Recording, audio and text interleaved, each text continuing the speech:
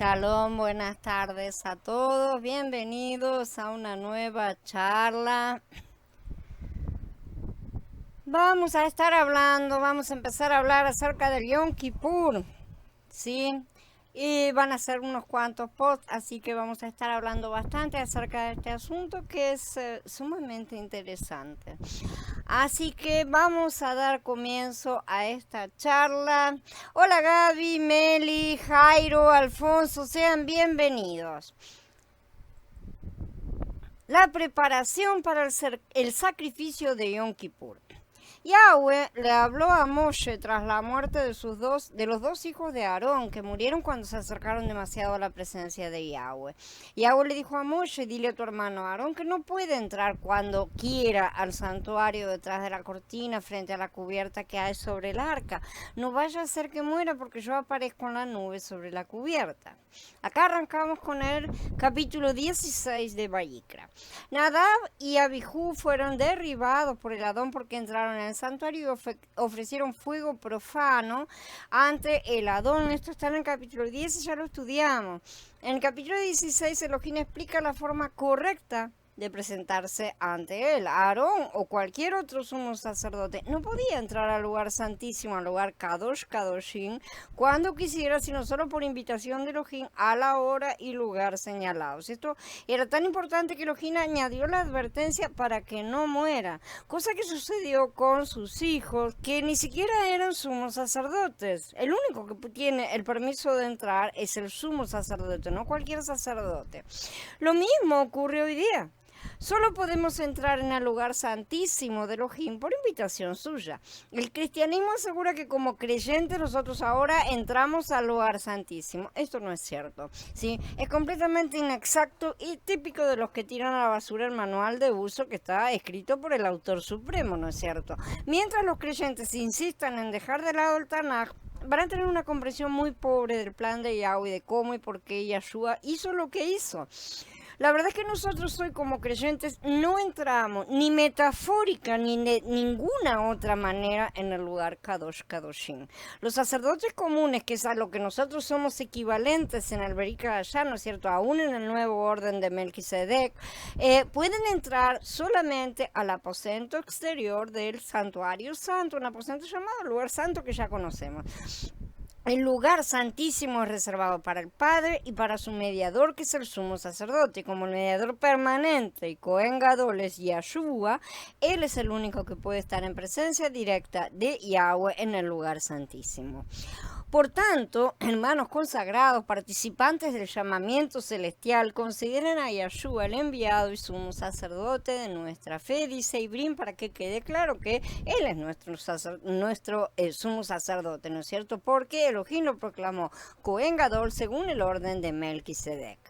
A nosotros, como sacerdotes regulares bajo la cabeza, nuestro Cohen Gadol Yahshua, se nos permite entrar al santuario de Elohim hasta el lugar santo, pero hasta que nuestros cuerpos corruptos sean cambiados por unos transformados en el futuro. Este es el ámbito más cercano a Elohim al cual tenemos acceso. Aun cuando el velo se haya rasgado, la orden de Melquisedec no está aún en funcionamiento pleno. En este plano terrenal, sí, en el plano espiritual donde Yahshua está sentado a la diestra del Padre y Él está trabajando justamente con nosotros, ¿no es cierto? A nuestro pesar, porque somos bastante desobedientes. Nosotros así estamos sentados en lugares celestiales, lo cual no ha sido consumado aún en el desfasaje de tiempo que tenemos en los dos planos. En esta esfera donde corre el tiempo es mucho más lento, ya lo dijimos. De manera que el sistema sacerdotal al cual hoy estamos unidos, mientras somos entrenados para ser sacerdotes en esta orden de Melquisedec, ¿sí?, mantiene el mismo orden jerárquico en el cual solo el Cohen Gadol entra en el lugar Kadosh Kadoshim, ¿sí? Nosotros tenemos acceso al trono a través de nuestro mediador, a través de él, y solo estaremos en su presencia real cuando estemos delante del trono. Únicamente así entrará Aarón al santuario, con un toro de la manada para ofrenda por el pecado y un carnero para holocausto. Estará vestido con una túnica sagrada de lino con calzones de lino pegados al cuerpo y estará ceñido con un cinturón de lino blanco y llevará un turbante de lino. Estas son las vestiduras sagradas. Bañará su cuerpo con agua y entonces se las pondrá. Y de la comunidad israelita tomará 2 chivos para ofrenda por el pecado y un carnero para holocausto. Después de la advertencia entonces que leímos recién de los primeros 2 pasuquín, Elohim comenzó a dar instrucciones para el día de la expiación. Aunque este capítulo describe el ritual para Yom Kippur, esa frase no se usa en este capítulo. Recién va a aparecer más adelante en el capítulo 23, cuando dice, mira, el día 10 de este séptimo mes es el Yom Kippur. Recién ahí le da el nombre. Vemos que toda la hermosa vestimenta del sumo sacerdote no era utilizada en ese día, sino que Aarón debía vestir completamente de lino fino. Esto simboliza a nuestro Salvador que se despojó a sí mismo de la gloria que tenía y se revistió de humildad, una humildad perfecta. No es coincidencia que tanto Daniel como Yahezkel describen a los malajín que están parados delante del Adón usando sencillas vestimentas blancas, no tienen otros ornamentos. Ni tampoco debemos dejar pasar por alto las palabras en las escrituras referentes a lo que respecta a aquel día, ¿no es cierto? Cuando nosotros estaremos usando también estas finas vestiduras, cuando estemos parados delante de nuestro Adón. Y a ella le fue conseguido vestirse de lino fino, resplandeciente y limpio, porque las acciones justas de los santos son el lino fino, dice en Kitgalut 19. Esto significa que quien se acerca a Elohim debe tomar a Mashiach como su justicia y santidad a fin de cubrir todo su ser y expresar a Mashiach, porque nosotros nos revestimos de él para que no se vea nuestra carne. Justamente esa es la cobertura que él nos da, ¿sí? Aunque Aarón ciertamente representa a Mashiach como Cohen Gadol, los procedimientos serán aplicados en buena medida en el resto de los sacerdotes, ¿sí? Hasta donde les era permitido. Y de la misma manera aplican a nosotros como sacerdotes de Yeshua. Claro que él no necesitó revestirse de lino, él mismo es el lino fino, ¿no es cierto? Por eso nosotros nos vestimos de él. Todas las prendas de lino que Aarón vestía tipifican la justicia y la santidad de Elohim. La justicia de Elohim, su santidad son Mashiach mismo. Por lo tanto, el hecho de que Aarón se pusiera estas prendas de lino tipifica el hecho de que hoy en día nosotros estamos vestidos de Mashiach, por lo menos deberíamos estar. Cada vez que entremos en la presencia de Elohim debemos vestirnos de Mashiach como nuestra túnica, nuestros calzoncillos, nuestro cinturón, nuestro turbante, todas las piezas que son mencionadas. Mashiach, que es la justicia y la santidad de Elohim, debe ser lo que nos cubre totalmente para que no se vea nuestra carne. Así que necesitamos parar de ser rebeldes y tratar de asomar esa fea cabeza a toda costa y a los gritos. Una vez que Mashiach cubra todo nuestro ser, vamos a expresarlo. Por lo tanto, necesitamos que Mashiach sea no solamente nuestra ofrenda por el pecado y nuestro holocausto, sino también nuestra cubierta. El Pasuk 4b nos dice que Aarón debía bañar su carne en agua y vestirse con las vestiduras santas. Esto significa que primero uno debe tomar medidas con respecto a sí mismo antes de tomar a Mashiach como su cubierta, así como su justicia y santidad, mediante el bautismo que tipifica el sepultamiento de la persona en la muerte del Mashiach, pero también mediante el lavamiento cotidiano, como ya vimos. Primero tenemos que tomar medidas con respecto a nosotros mismos, y esto lo representa el hecho de bañarse en agua. Luego debemos vestirnos con los distintos aspectos de Mashiach, que son las vestiduras que nos cubren. Esto lo representa el hecho de que el sacerdote se vestía con vestiduras santas, dice, sí, aunque no eran las comunes ceremoniales, que no son comunes, eran santas también, ¿no es cierto? Pero eran las que se usaban siempre. Únicamente así, entonces, dice, entrará Aarón al santuario con un toro de la manada para ofrenda por el pecado y un carnero para holocausto. Esto está en el Pasuk 3. Y en el 6 va a determinar, Aarón debe ofrecer su propio toro de ofrenda por el pecado para hacer expiación por él y por su familia. Entonces, Aarón debía traer un toro o novillo o becerro, vean las traducciones, porque es este tipo de animal del ganado vacuno, macho, y sacrificarlo en expiación por sí mismo y su casa. Esto significa que para acercarse a Elohim, el hombre necesariamente tiene que hacerlo mediante Mashiach como su ofrenda por el pecado y luego su holocausto, que lo vamos a ver. En los capítulos del 11 al 15 se nos muestra un cuadro del hombre caído. ¿No es cierto? Esto lo estuvimos estudiando en todas las corrupciones e inmundicias. Este cuadro revela que el hombre es el conjunto total de la inmundicia, el conjunto total de la rebelión, de la contaminación. Si en tales condiciones el hombre no puede entrar en presencia de Elohim sin Mashiach como su ofrenda por el pecado y como su holocausto.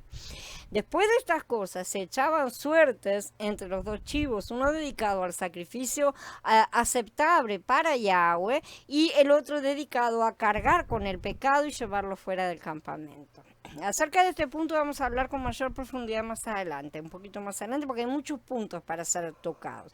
Por ahora, bástenos saber que se realizaba este sorteo entre dos animales perfectamente puros. Tenían que ser perfectos y tenían que ser aptos, o sea, animales puros. No hay nada de malo inherentemente en los machos cabríos, ya que forman parte del tipo de animales que el Adón exige como sacrificio, pero veremos de dónde, después lo vamos a ver, de dónde surge esta identificación satánica del macho cabrío, ¿no es cierto? Pero vamos a seguir mientras tanto. Aarón debe ofrecer su propio toro de ofrenda por el pecado para hacer expiación por él y por su familia. Aarón tomará los dos chivos y los pondrá delante de Yahweh a la entrada de la carpa de reunión y hará un sorteo con los dos chivos, uno marcado para Yahweh y el otro marcado para emisario. Aarón traerá el chivo designado por sorteo para Yahweh y lo presentará como ofrenda por el pecado, mientras que el chivo designado por sorteo para emisario se dejará vivo delante de Yahweh para hacer expiación con él y enviarlo al desierto como emisario. Donde la pluma mentirosa de los escribas pone emisario, debe leerse Azazel. Y donde algunos niegan verdades y las circunscriben a mitos hebreos, nos encontramos con personas que adoran al sistema satánico que es el humanismo, que se cree muy inteligente y muy superior como para andar pensando en cosas que no ven. Sí, consideran que el hombre ha avanzado demasiado en su crecimiento y están redondamente equivocados. Sorprendentemente sí, podemos ser tan confusos realmente nosotros los seres humanos como para amar las obras de Yahweh, las obras de Hasatán al mismo tiempo y no darnos cuenta de eso. Somos realmente el cúmulo de todo. Esto lo vamos a estudiar mejor en breve, ¿sí? Shalom Elisa, Johnny, Gerardo, bienvenidos. Los sacrificios de Yom Kippur, primera parte. Ahora bien, prestemos atención porque hasta ahora solo hemos visto la parte del sorteo de los dos animales, o sea, de los chivos, ¿no es cierto? Ninguno de los dos ha sido ni sacrificado ni llevado al desierto aún. El Pasuk 11 nos dice que la suerte ha sido echada y el destino de cada macho cabrío es decidido y el novillo de sacrificio para la ofrenda de purificación debe ser sacrificado por parte de Aarón para cobertura de él y de su casa. Después de los carbones calientes del altar del incienso y cuidado, no confundan como algunos hacen porque en algunas traducciones les van a poner que es del altar del holocausto donde el novillo estaría siendo quemado, sí, porque a pesar de que las brasas del altar del incienso, recuerden los estudios que ya hicimos, son siempre tomadas del altar del holocausto, eso se realiza en determinados horarios del día, sí. Entonces lo que dice acá es que las que el sumo sacerdote, o sea, lo que estaba utilizando, él las tenía que tomar del altar delante de Yahweh. Esa es la expresión, esas son las palabras que están escritas, ¿sí? Es el del incienso, este es el altar del incienso. Las brasas ya estaban en este altar, no estaban siendo sacadas en el momento del altar de bronce de afuera, ¿sí? Mantener este altar con brasas encendidas era tarea de los sacerdotes que hacían 2 veces al día, ya lo estudiamos. Y las brasas sí provenían del altar de bronce, pero de los holocaustos continuos, ¿sí? Entonces, Aarón debía tomar un incensario con estos carbones que estaban ya colocados ahí, un incienso especial, el que había sido preparado, y entonces entrar al santuario. Ahora el peligro verdaderamente comienza, ya que Aarón estaba a punto de entrar a la presencia de Elohim, el cual no tolera ni una gota de impureza en su presencia. Imaginen el estado de Aarón, cuyos hijos acababan de morir exactamente por haber entrado en el Santísimo. Entonces dice, Tomará un incensario lleno de brasas encendidas sacadas del altar delante de Yahweh, 2 puñados de incienso aromático finamente molido, y lo traerá detrás del velo, que es el paró, que también lo estudiamos. Echará el incienso en el fuego delante de Yahweh, de manera que la nube de incienso cubra el propiciatorio, el caporet, que está sobre el testimonio, el edut, que es el arca, ¿no es cierto? ¿Qué es lo que está dentro del arca? El edut, que es el testimonio, por eso se la llama también arca del testimonio. Todas estas cosas ya las estudiamos. Para que no muera. Tomará un poco de la sangre del toro y la rociará con su dedo hacia el propiciatorio al lado oriental. Hacia el propiciatorio esparcirá con su dedo 7 veces de aquella sangre. El humo, que está descrito como una nube, o sea, una cosa bien densa, ahora envuelve el área entre las alas del querubín, ¿no es cierto?, que salen del asiento de misericordia, también es llamado el propiciatorio. Este es el lugar donde la presencia de Elohim se reúne con el hombre en la tierra. ¿Cuál era la importancia del humo que rodeaba este propiciatorio? El humo actúa como un velo que permite a Aarón estar de frente hacia el arca de pacto y el caporet, es decir, para estar presente en el mismo cuarto con Elohim, por lo que la nube de humo oscurecía la presencia de Elohim para que Aarón no pudiera verlo directamente, lo mismo que hizo él con Moshe cuando lo ocultó en una grieta, ¿no es cierto? De manera que la nube de incienso era para agrado de Yahweh, como vamos a ver enseguida, pero además era para protección del sumo sacerdote, no sea que él muera. Por una parte, en la redención que Elohim efectúa, Mashiach, es las ofrendas para que seamos redimidos del pecado y para que nuestros pecados sean retirados e imputados a su fuente, que es Hasatán.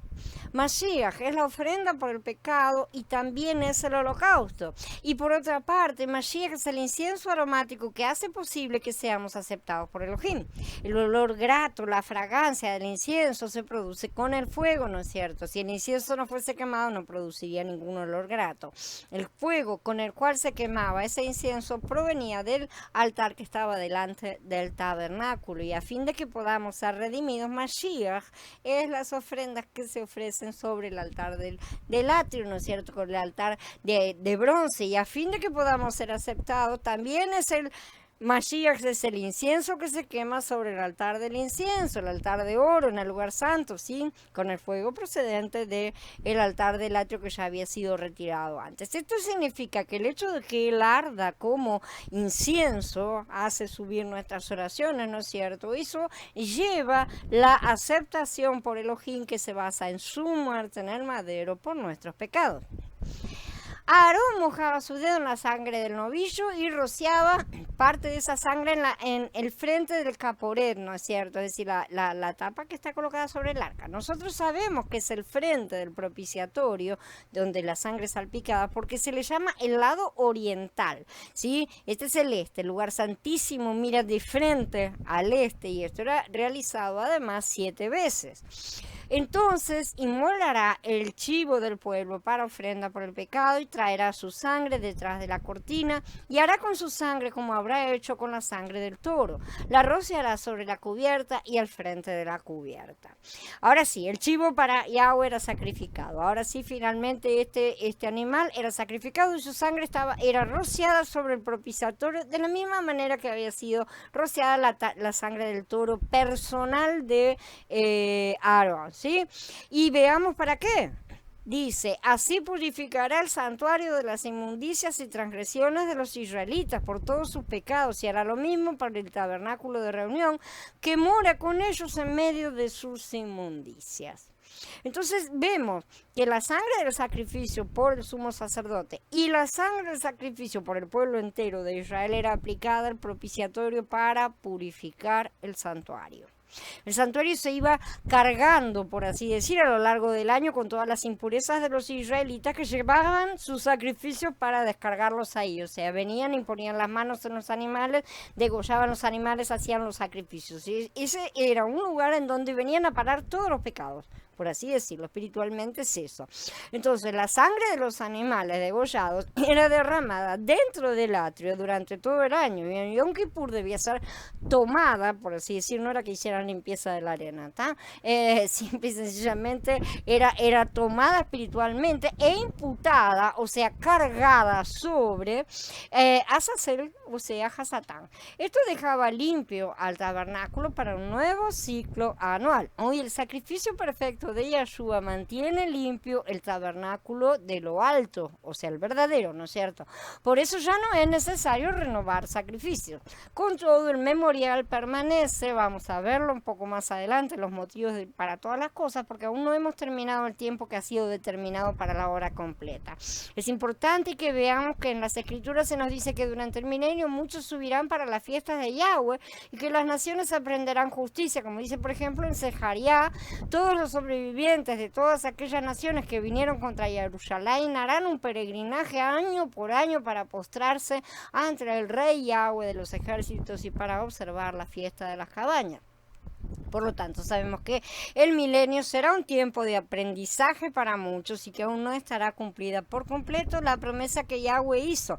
Pero esta será la alianza que haré en la casa de Israel después de aquellos días, declara Yahweh. Pondré mi Torah en su interior y la escribiré en su corazón. Entonces yo seré su Elohim y ellos serán mi pueblo. Ya no necesitarán enseñarse unos a otros y decirse unos a otros, hazle caso a Yahweh, porque todos ellos me harán caso, desde el más pequeño de ellos hasta el más grande, declara Yahweh, porque yo perdonaré su iniquidad y no me acordaré más de su pecado. Gloria a él. Entonces, como las naciones aprenderán justicia en el milenio, vemos que esta perfección no será aún alcanzada, por lo que el sistema educativo de Yahweh continuará estando en vigencia. Nosotros vamos a la escuela para aprender y atravesamos la primaria, la secundaria y hasta la universidad a veces, y cuando terminamos recibimos un certificado que acredita que ahora sabemos lo que aprendimos. Básicamente es esa la cosa. Con todo, no porque hayamos terminado de estudiar, demolemos escuelas y universidades. Las mismas van a continuar teniendo utilidad para otros, enviaremos a nuestros hijos a ellas, ¿no es cierto? Esta es una metáfora que debe ser aplicada a la verdadera enseñanza de Yahweh, evidentemente, que debemos transmitir a nuestros hijos, no solo a los físicos, sino también a los espirituales, por lo cual no podemos eliminar las sombras que son el sistema educativo. Que se entiendan estas cosas, porque por haber eliminado justamente el sistema educativo, la mayoría de los creyentes son burros espirituales. Por supuesto, si debemos reemplazar lo que Yahshua ya completó en su primer venida, o sea, perdón, leí mal, sí debemos reemplazar lo que Yahshua ya completó en su primera venida, pero el resto continúa siendo lo mismo, memoriales para grabar la imagen de Yahweh en los corazones. No se va a grabar así instantáneamente. Dejen de pensar en cosas instantáneas con él, porque a él le gusta que todas apreciemos cada paso de los que él da en todo. Al final de cuentas, a todos los queridos que aún permanecen en el cristianismo, aferrándose a cortes inexistentes, ¿no es cierto?, a eliminaciones que no existen, les recuerdo que la promesa de Yahweh que acabamos de leer dice literalmente: pondré mi Torah en su interior, ¿sí? En las traducciones que dicen ley, sepan que en hebreo original dice Torah.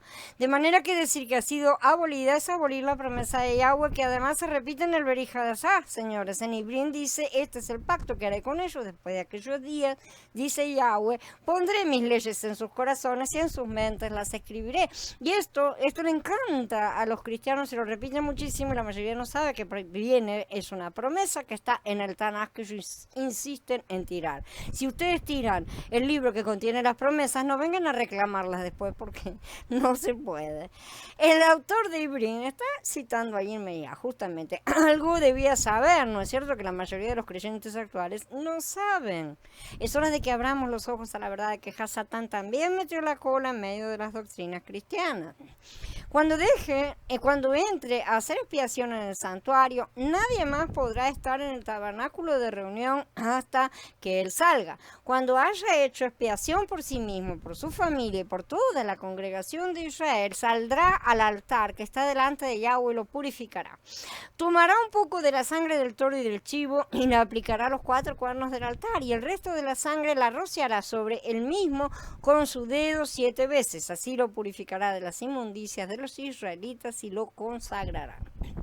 El lugar santísimo, que es el lugar más santo de la tierra, estaba contaminado con la inmundicia del pueblo redimido de Elohim, debido a que era tocado por personas inmundas. Incluso el lugar santísimo necesitaba expiación. Todo necesita pureza absoluta con el Padre, ya que constantemente la gente llevaba los sacrificios. Como dijimos, el tabernáculo se iba llenando de la sangre derramada. Lo mismo se aplicaba a la tienda de reunión, al altar. El hecho de que se necesitara hacer expiación por todas estas cosas, kadoshim, indica que la ofrenda por el pecado no solamente es ofrecida para quitar la inmundicia, sino también para que sea perfeccionada la santidad. Lo que Mashiach se efectuó en el madero no solamente es ofrecido para quitar nuestras inmundicias, sino también para ser perfeccionada la santidad de Elohim, a la cual hemos sido introducidos. Ahora estamos en esta santidad, ¿sí? Disfrutando a Elohim como nuestra santidad, pero aún no está, porque aún todavía no estamos en plenitud.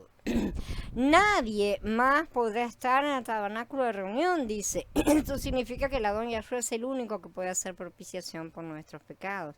Únicamente Él era apto para morir por nosotros y por nuestros pecados. Solo Él podía efectuar la redención por nuestros pecados en el lugar santísimo. No podía haber otro.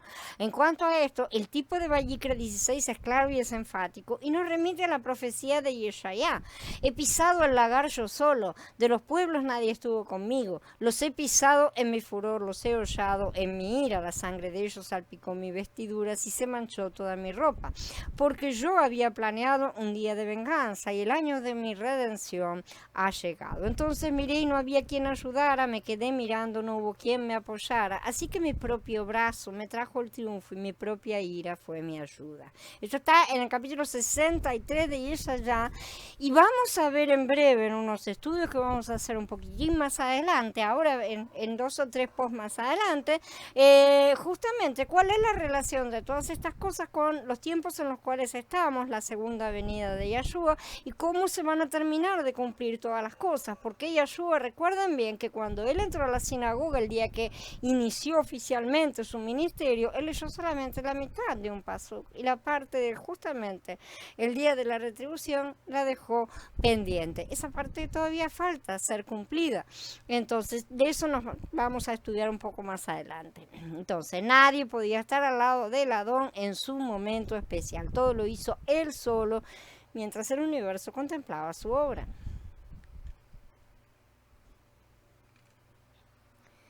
Los sacrificios de Yom Kippur, segunda parte.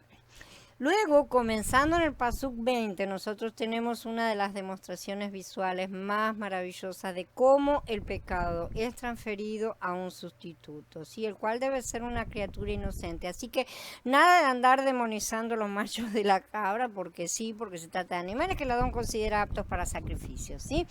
En el medio tenemos otro tema que lo vamos a estudiar en el próximo post también referido justamente a estos animales. Y después, finalmente, el pecado es removido lejos de nosotros. Y lo que más importante, lo que se cree muy moderno, niegan lo que está escrito como fábulas, no consiguen ver justamente este pecado ha sido imputado a quien lo produjo. Esto es importantísimo, esto es esencial.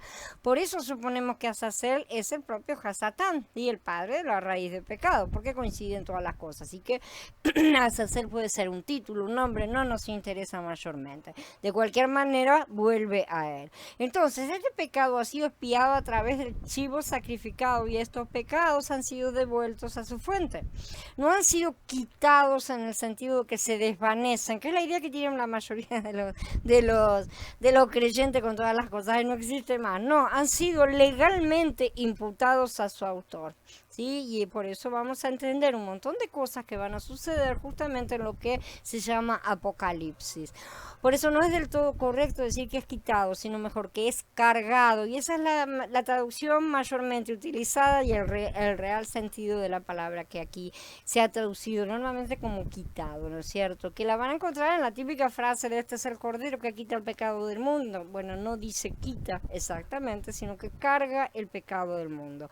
Y esto es importante, ¿está? Básicamente los israelitas entonces usando el chivo expiatorio era una sombra de lo que Yahshua HaMashiach iba a hacer por nosotros, pero en una base permanente. Hasta la ceremonia del chivo expiatorio, en la cual todos los israelitas lo único que podían hacer era estar parados sin hacer nada y mirando, ¿sí? En asombro y ver cómo Elohim hacía todo lo que era necesario para limpiarlos de sus pecados. Eso era una sombra de nuestra posición hoy en día también. Cuando hayas terminado de espiar el santuario, la carpa de reunión y el altar, traerán el chivo vivo. Aarón pondrá sus 2 manos sobre la cabeza del chivo vivo y confesará sobre él todas las maldades y transgresiones de los israelitas por todos sus pecados, poniéndolos sobre la cabeza del chivo, y lo enviarán al desierto mediante un hombre designado. Así el chivo llevará sobre sí todas las maldades de ellos a una región inaccesible, y soltarán al chivo en el desierto. Entonces Aarón ponía ambas manos en la cabeza del chivo expiatorio, el macho cabrío, escogido para Azazel, y sobre ese macho cabrío confesaba todos los pecados de Israel, todas las transgresiones del pasado año, obviamente que no una por una, ¿no es cierto? Desde el día de la expiación del año previo. Esta fue la primera vez, pero de ahí en adelante era un año completo. Y el peso de las iniquidades de Israel es puesto sobre el macho cabrío. El macho cabrío es enviado lejos hacia el desierto para nunca regresar. A los ojos humanos todo el pecado desaparecía y se podía recomenzar la vida, así a recomenzar a llenar la copa de iniquidades realmente, porque un año después iban a estar exactamente igual. Sin embargo, vamos a ver más adelante que esto no hace desaparecer los pecados, como estamos diciendo, que ni siquiera la obra completa de Mashiach de su primera fase los ha hecho desaparecer. Ciertamente los ha cargado y ya no están sobre los que en él creen, ¿sí? Ese es el punto también, pero no los desmaterializó. Que es la idea que tienen los cristianos, ni tampoco que ya nunca los veremos. La idea que los yahuditas tenían al ver alejarse al chivo expiatorio, ¿no? Chau, pecado, no nos vamos a ver nunca más. Están todos guardados para el día de la expiación que Yahweh va a traer sobre la tierra. Por eso aún falta juicio. Esto lo vamos a estudiar en breve. Y Aarón entrará al tabernáculo de reunión, se quitará las vestiduras de lino que se pone cuando entra al santuario y las dejará allí. Bañará su cuerpo con agua en el precinto sagrado y se pondrá sus vestiduras. Entonces saldrá y presentará su holocausto y el holocausto del pueblo, haciendo expiación por él y por el pueblo.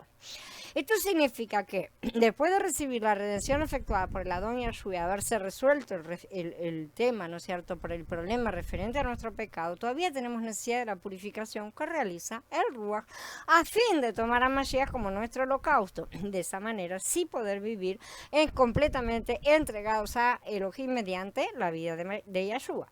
Entonces, antes de vestirse, Aarón se bañaba otra vez. Ya se había bañado antes para ponerse las vestiduras de lino, ahora se las quitaba y se bañaba de nuevo, ¿sí? Luego se ponía sus vestiduras normales, ¿no?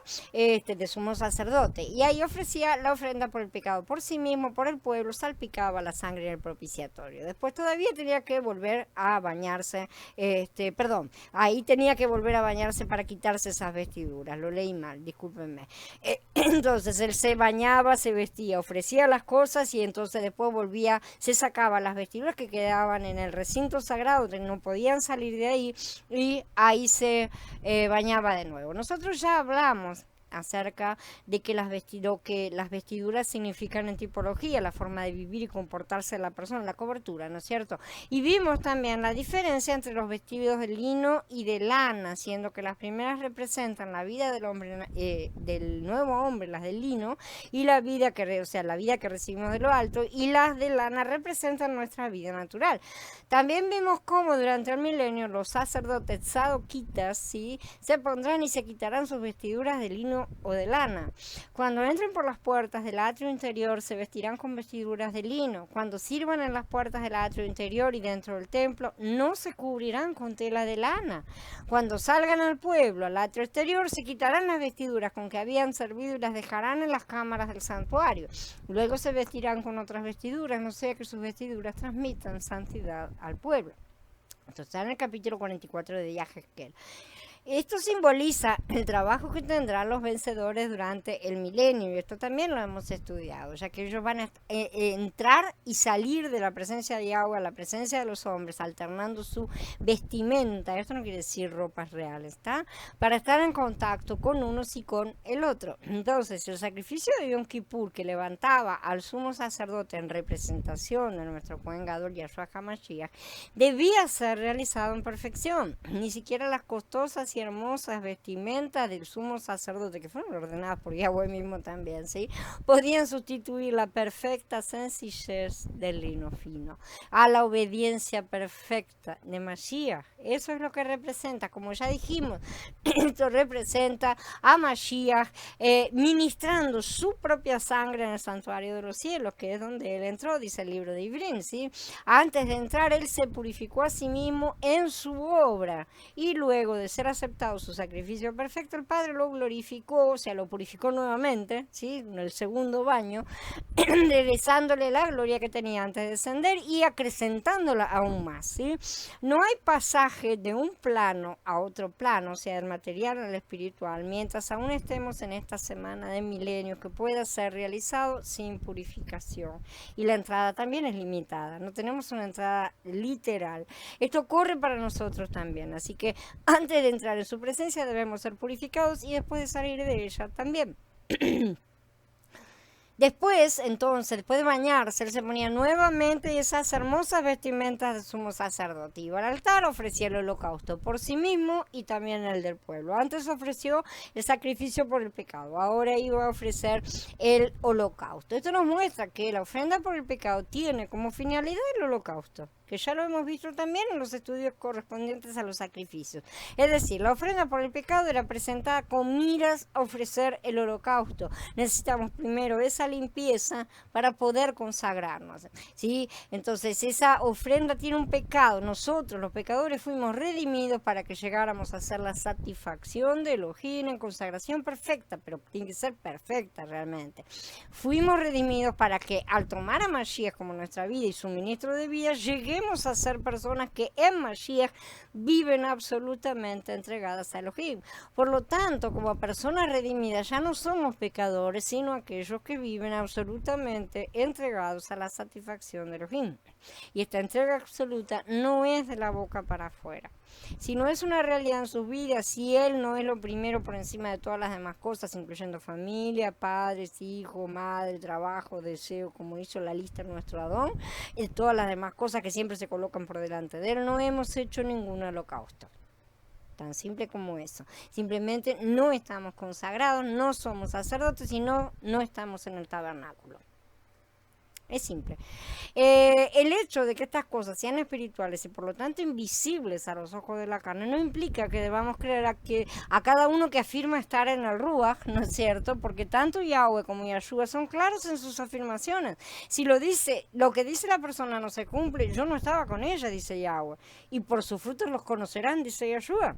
Así que muchas personas exhiben comportamientos completamente satánicos y llevando vidas llenas de resentimiento, falta de perdón, miedo, murmuraciones, pleitos, envidias, iras, de todo un poco, ¿sí? Competitividad, cualquier cosa. Comportamientos todos que muestran que el fruto de qué árbol. El fruto del árbol satánico, evidentemente, y no del Ruach.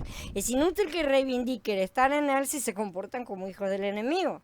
Es simple, es una contradicción. El Adón dijo que esa contradicción es la prueba que necesitamos para saber si la persona dice la verdad o no. También estas cosas serán por él purificadas, pero no será agradable cuando él envíe a los caldeos, ¿no es cierto? La redención completa que Mashiach efectuó no solo implica que el pecado ha sido retirado de nosotros y cargado a él, sino también que vivimos absolutamente entregados a Elohim. Este es el propósito de la redención efectuada por Mashiach, que no solamente traernos salvación. La salvación tiene un propósito, cumplir el plan original de Yahweh para el hombre, volviéndolo un vaso consagrado en plenitud a él. Si la redención de Mashiach solo quitara nuestro pecado, pero no nos capacitara para vivir absolutamente entregados a Elohim, entonces esa redención no sería completa, porque no habría forma de hacer nada, estaríamos en una isla sin forma de salir de ahí.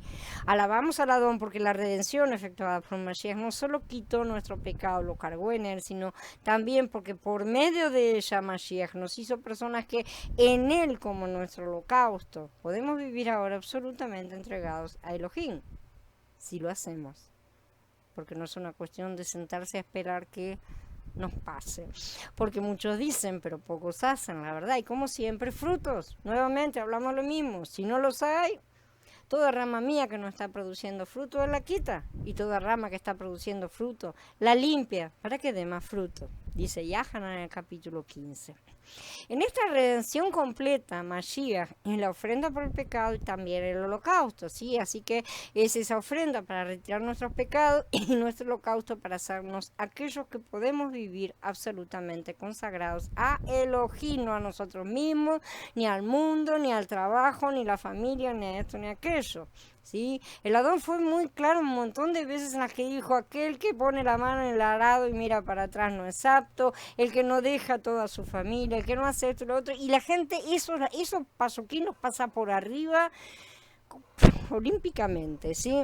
En la escena descrita en Vayikra 16 tenemos dos cosas que son gratas a Elohim. En primer lugar, las riquezas de Mashiach, que está completamente volcado hacia él, ¿no es cierto? Y cuya entrega a Elohim es absoluta. Eso es grato para Elohim. En segundo lugar, Mashiach llega a ser el incienso que arde en el altar del incienso también, ¿no es cierto? Con el fuego procedente del altar de las ofrendas. Y ese incienso que arde llega a ser lo grato para Elohim. Entonces todas estas cosas son gratas a él, son agradables, son aceptables para Elohim, hacen que nosotros seamos aceptados por él porque estamos en Mashiach. Nosotros somos aceptados por él porque estamos allí en él, ¿sí? Entonces estas cosas necesitamos tenerlas bien en cuenta. Por lo tanto, con respecto a la ofrenda por el pecado, vemos dos cosas: Mashiach como incienso, ¿sí? Y las riquezas de Mashiach representadas por la grosura, ¿no es cierto?, que arde sobre el altar de las ofrendas. Después dice: el que soltó el chivo emisario lavará sus ropas y bañará su cuerpo con agua. Después de eso podrá entrar de nuevo al campamento.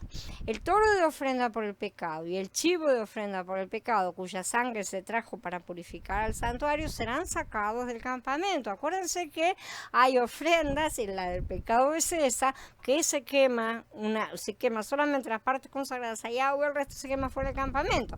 Sus cueros, sus carnes, su estiércol serán consumidos al fuego. El que los queme lavará sus ropas y bañará su cuerpo en agua. Después de eso podrá entrar de nuevo al campamento. Ya sabemos que en el Korban Hatat, sí, que es la ofrenda de pecado, solo ciertas partes entonces debían ser quemadas en el altar. El resto eran llevadas fuera y quemadas.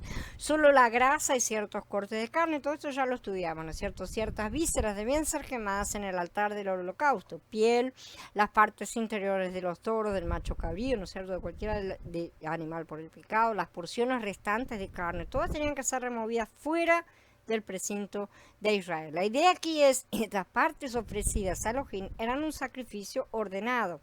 O sea, las partes que se queman sobre el altar, ¿sí? Entonces esas partes son santas, son kadoshim. Estas partes representan el interior de Mashiach, sus riquezas en su obediencia perfecta al entregarse a sí mismo como pecado. Quemar esas partes envía un sabor dulce a Yahweh, porque es la aceptación que él da al sacrificio de su hijo, es una cosa positiva y obediente. Las partes restantes de estos animales que eran llevados fuera del campamento, un lugar impuro, ¿no es cierto?, y quemados en el fuego común de madera, representan el pecado que es llevado fuera del campamento por el chivo expiatorio también. Y vamos a ver todas las otras correspondencias que existen. Las partes aceptadas eran consumidas por el fuego de Yahweh sobre el altar en olor grato. Las otras eran destruidas por el fuego consumidor de Yahweh fuera del campamento. Ya estudiamos estas cosas en el capítulo 24, ¿no es cierto? Que estuvimos estudiando lo de Hatat, pero vamos a recordar los puntos más importantes. La palabra hebrea usada para quemar es katar, ¿sí? Que significa literalmente ahumar, o sea, convertir una cosa en humo. Quemar hasta el punto de que se convierta en humo, que haya humo, un humo que agrada a Elohim, como sabemos. También es la palabra usada cuando se refiere a quemar el olíbano en el altar del incienso en el lugar santo, y la idea es que el quemar ciertas cosas convirtiéndolas en humo, si es una cosa positiva, es un procedimiento santo que conecta la tierra con los cielos. Pero en el pasuk 12 del capítulo 4 de Vayikra, donde se describen justamente los procedimientos del Korban Hatat, de la ofrenda por el pecado, los restos del toro son cargados a un lugar fuera del campamento y quemados en un fuego con leña común. Y aquí la palabra en hebreo usada para quemar es diferente, no es la misma. Lleva consigo un significado casi opuesto a las palabras del pasuk 10.